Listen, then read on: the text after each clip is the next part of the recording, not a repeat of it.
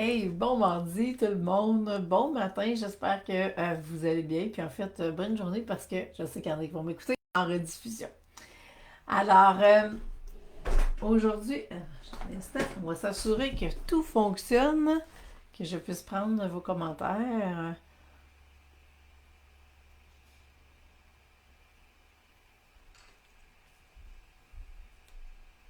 Super. Alors, on commence. Donc, je suis Isabelle Lefebvre, Money Business Coach. J'accompagne des entrepreneurs, des dirigeants, des gestionnaires à transformer leur relation avec l'argent, à augmenter leur chiffre d'affaires, à tout mettre en place, des stratégies alignées pour pouvoir. Ah, je vois qu'il y a peut-être des petits bugs. En tout cas, on va y aller pareil. Donc, mettre en place des stratégies d'affaires alignées pour pouvoir accéder à la liberté financière et surtout créer une vie riche de sens. Et là, je vais juste prendre quelques instants pour peut-être fermer des fenêtres qui pourraient euh, nous, euh, nous aider un petit peu. Parce que je vois que ça coupe. Alors, il y a peut-être moyen que je fasse quelque chose pour ça. Donc, voilà.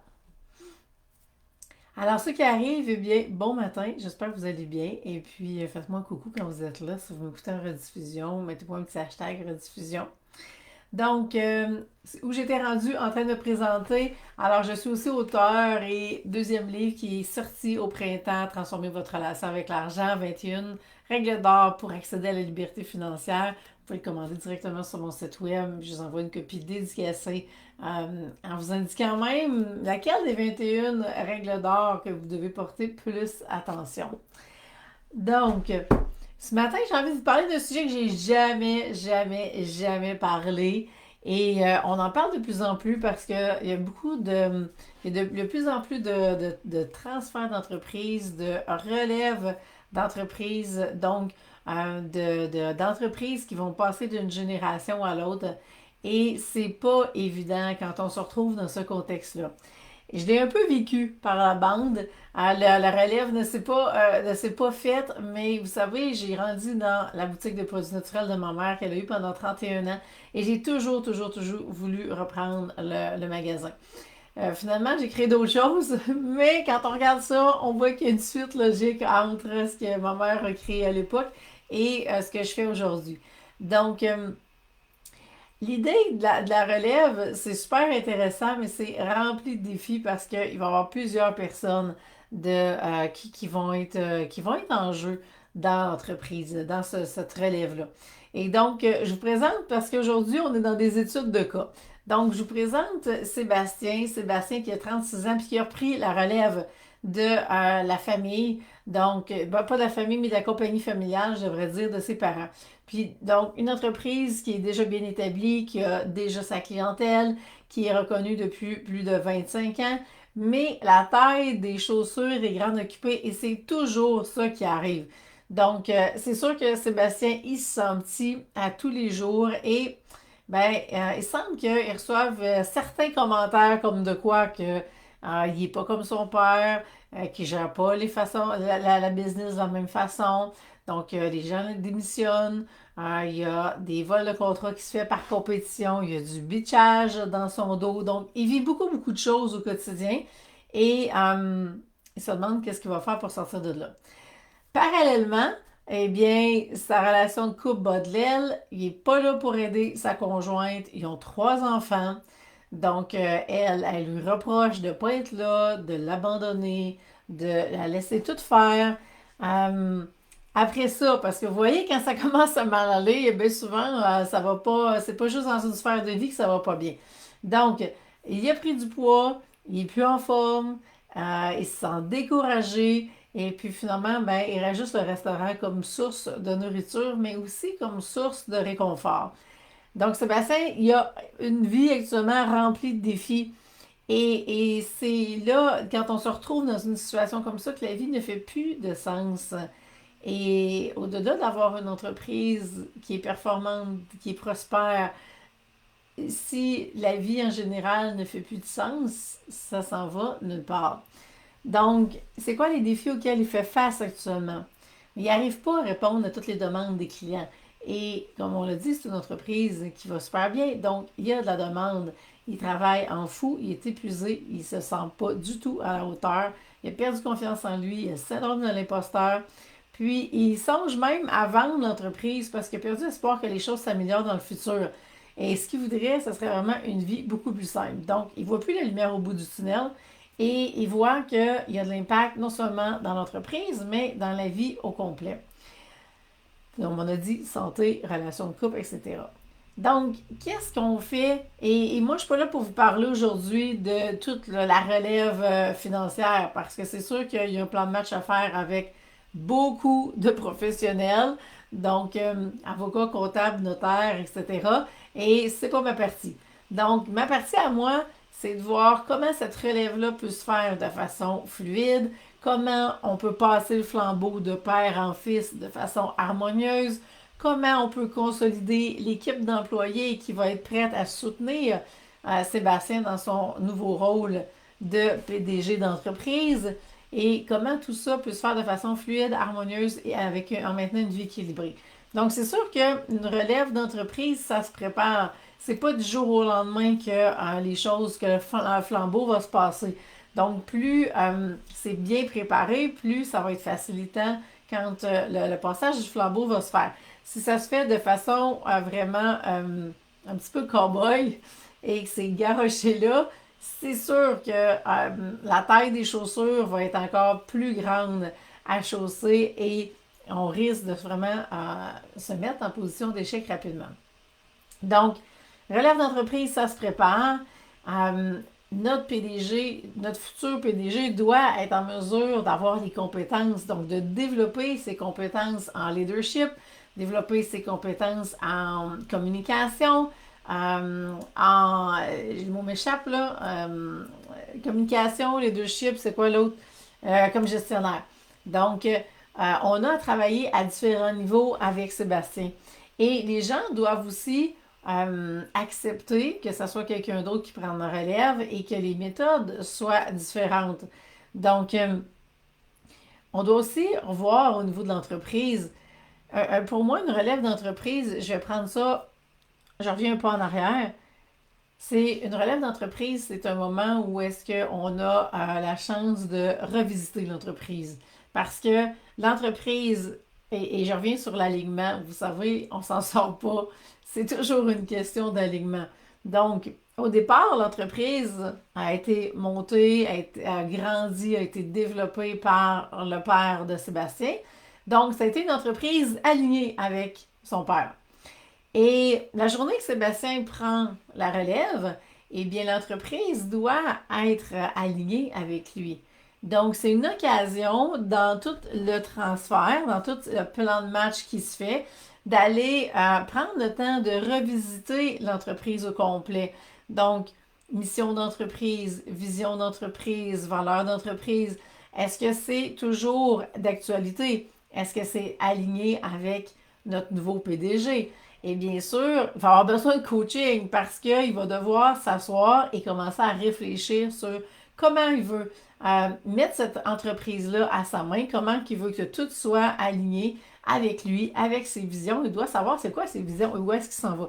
Donc, vous comprenez que c'est pas une relève d'entreprise, c'est pas demain matin, je me lève puis j'embarque dans les souliers de l'autre parce que c'est sûr que ça ne marchera pas.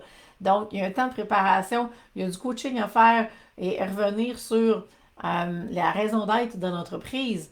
Et après ça, de revisiter le modèle d'affaires. Est-ce qu'on fait des changements? Est-ce qu'on va, on va aller voir au niveau, oui, il y a des changements de structure qui peuvent être faits parce qu'on va améliorer les choses, mais il y a aussi au niveau de l'offre de service, il y a aussi au niveau du mode de fonctionnement. Est-ce que tant qu'à passer le flambeau comme ça, on amène un vent nouveau, est-ce qu'on l'amène partout? Donc, est-ce qu'on peut profiter de l'occasion pour voir s'il y a des systèmes qu'on peut automatiser? Est-ce qu'il y a de la modernisation à faire? Donc, il y a plein d'éléments à différents niveaux dans l'entreprise à tenir compte pour que cette relève-là puisse se faire, comme je vous ai dit, de façon harmonieuse.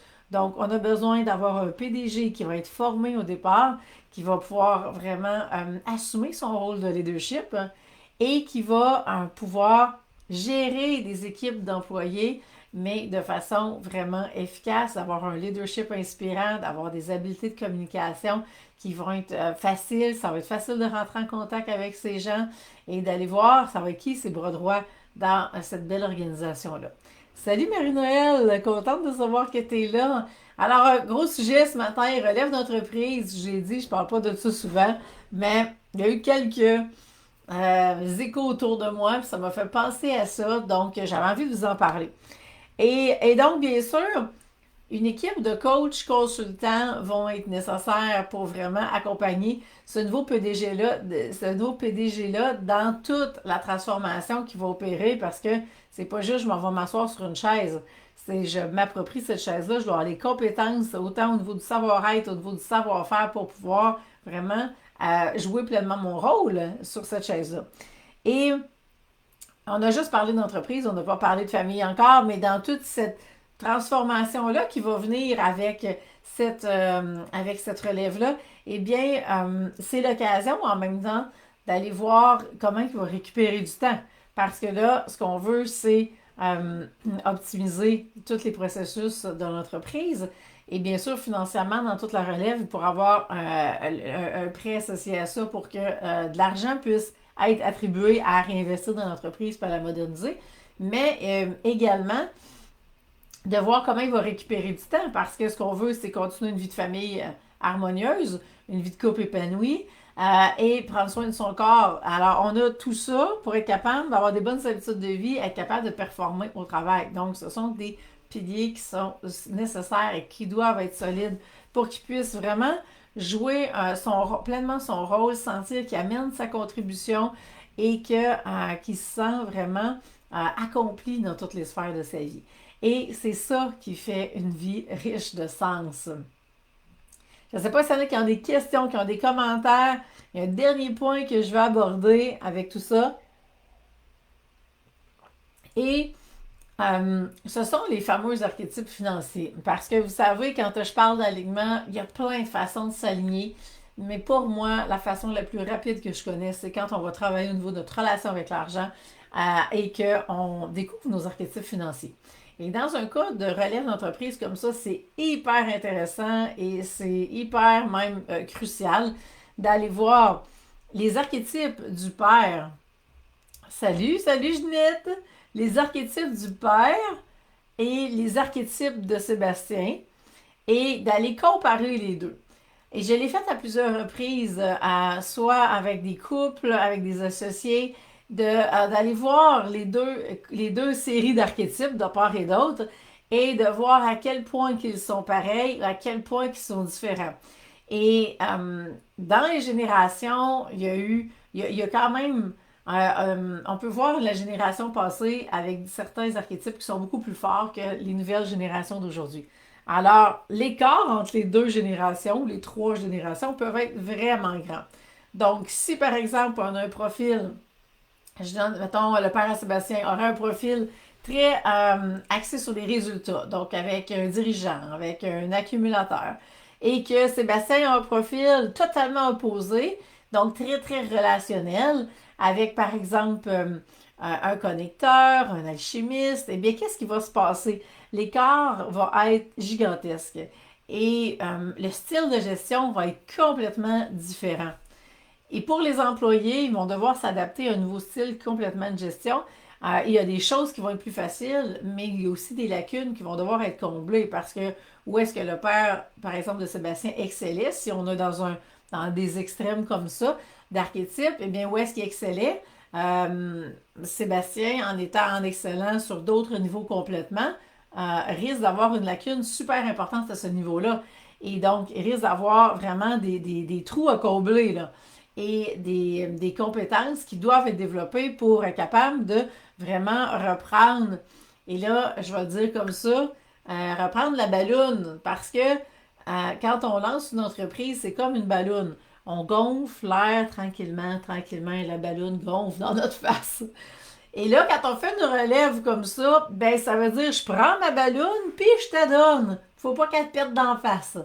Donc, mais si on a des archétypes qui se ressemblent, ça va être beaucoup plus facile de continuer avec la même balloune, vous comprenez?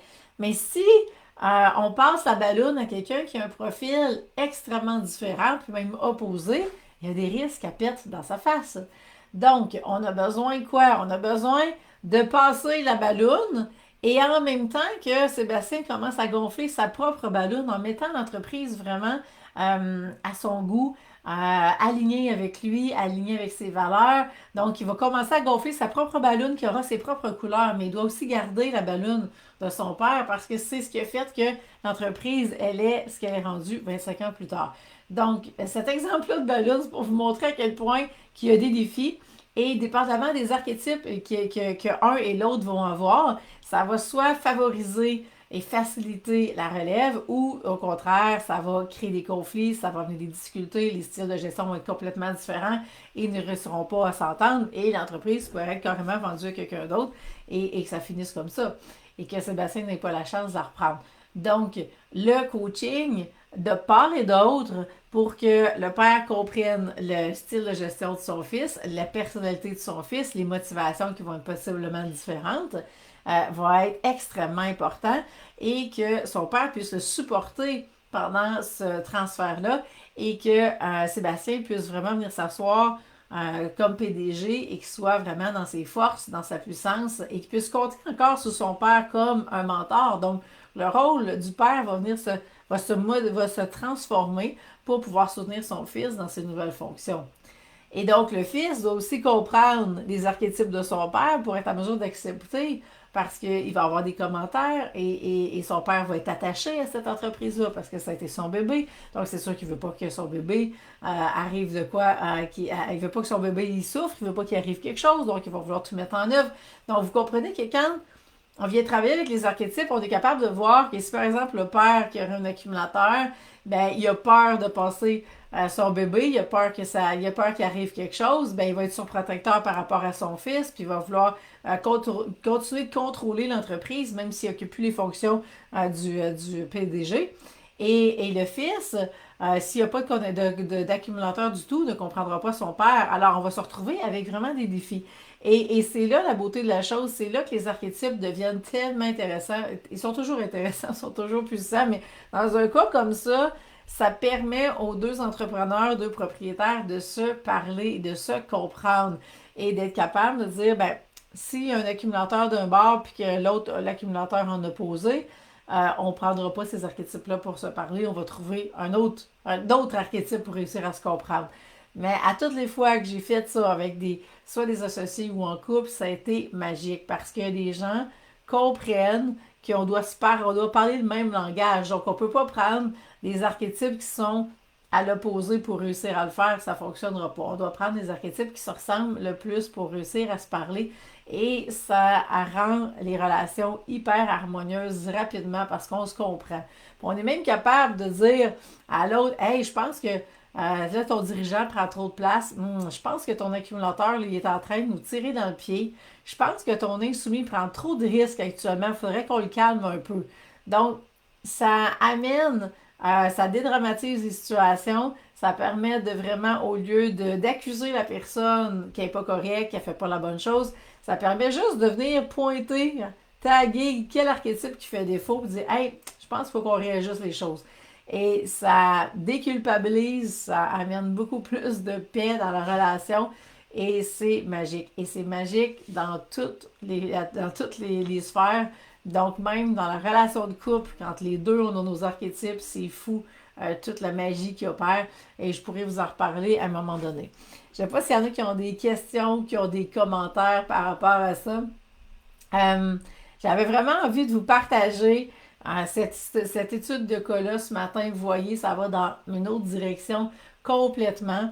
Et à travers tout ce processus-là de relève d'entreprise, eh bien, Sébastien va avoir à se questionner complètement. Fait que si je résume tout ça, c'est comme si lui, il part en affaires. Donc, il doit prendre le temps de s'asseoir et dire où est-ce que je veux m'en aller avec l'entreprise, où est-ce que je veux l'amener, est-ce que tout ce qui est là est aligné avec moi, au niveau du modèle, au niveau de l'offre, au niveau du positionnement dans le marché, au niveau de l'image de marque, au niveau de toutes les stratégies d'affaires qui sont mises en place, du marketing.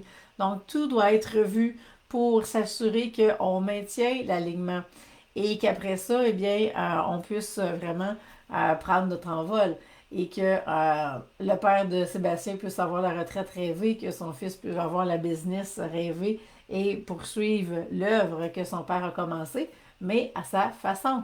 Et c'est ce qui va permettre de pouvoir passer à une autre génération et qui sait, il y aura peut-être 2, 3 générations comme ça et que ça va super bien rouler. Mais pour moi, comme dans tous les cas, je reviens toujours à la base, c'est stratégie d'alignement qui va être le plus important et les archétypes sont vraiment l'outil qui peut nous permettre d'y aller encore plus rapidement parce que oui, il y a plein de façons qu'on peut s'aligner, mais celle-là amène des résultats qui sont vraiment impressionnants. Alors voilà, ça fait le tour pour les titres de cas de ce matin. Si vous avez des questions, vous avez des commentaires, gênez-vous pas pour commenter, pour m'écrire. Si vous dites, ben, je suis prêt à avoir ma stratégie d'alignement, je sais que ça va faire une différence dans mon entreprise, je veux aller de l'avant. Écoutez, tous ceux que je coach utilisent leurs archétypes à tous les jours, utilisent leur stratégie d'alignement, c'est la base. Et peu importe les décisions que vous allez prendre dans votre entreprise, on va toujours se référer aux archétypes et à votre stratégie d'alignement pour dire, OK, est-ce qu'on maintient l'alignement si on fait ça? Est-ce que si on va dans cette voie-là, on maintient l'alignement? Ou si on va dans cette voie-là, non, ça ne sera pas 100% aligné. Et on met tout en place pour respecter cet alignement-là. Et après ça, eh bien, vous allez avoir des stratégies d'affaires qui vont être beaucoup plus puissantes avec des résultats beaucoup plus grands de cette façon-là. Alors, si vous êtes prêts, eh bien, je vous invite à ce qu'on se parle. Je vous offre un plan de match gratuit. Donc, vous prenez rendez-vous, on regarde ensemble votre situation et je vous dis vraiment c'est quoi le plan de match, j'ai des étapes qu'on ferait en travaillant ensemble. Et après ça, je vous explique, mais c'est quoi les prochaines étapes pour qu'on puisse travailler ensemble si je vois que je peux vous aider. Alors, je vous laisse là-dessus. Je vous souhaite une super belle semaine. Et puis, si vous avez des questions, gênez-vous pas. Je suis là. Ça va me faire plaisir de vous répondre. Et puis, on se revoit la semaine prochaine. Bye tout le monde.